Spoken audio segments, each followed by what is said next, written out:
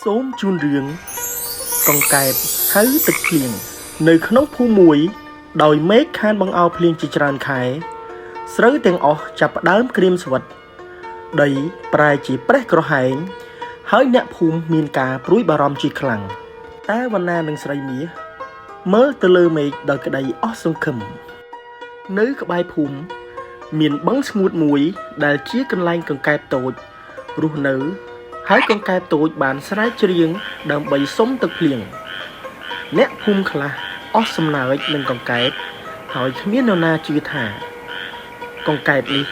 អាចសុំទឹកភ្លៀងបានទេកង្កែបតូចមិនបានបោះបង់ឡើយគាត់សន្យាជាមួយខ្លួនឯងថានឹងច្រៀងរហូតទាល់តែមេឃស្ដាប់ហើយបង្អោរទឹកភ្លៀងមកពេលថ្ងៃលិចកង្កែបតូចក៏នៅតែច្រៀងសំឡេងរបស់វាពោរពេញដោយក្តីសង្ឃឹមហើយកង្កែបមានអារម្មណ៍ថាមេឃដូចជាកំពុងស្ដាប់រំពេចនោះមេឃក៏ចាប់ផ្ដើមផ្លាស់ប្ដូរពពកតូចៗចាប់ផ្ដើមប្រមូលផ្ដុំគ្នាវិញ្ញាណមេឃក៏បានផុសឡើងហើយស្ដាប់សំឡេងកង្កែបដោយក្តីមេត្តាក៏មានក្តីអាណិតនឹងការតស៊ូរបស់វាជាខ្លាំងទឹកភ្លៀងបានបង្អោរចុះមកជាលើកដំបូងកង្កែបតូចញញឹមចំណែកវាលស្រែចាប់ផ្ដើមរស់ឡើងវិញអ្នកភូមិទាំងអស់គ្នាសប្បាយចិត្តណាស់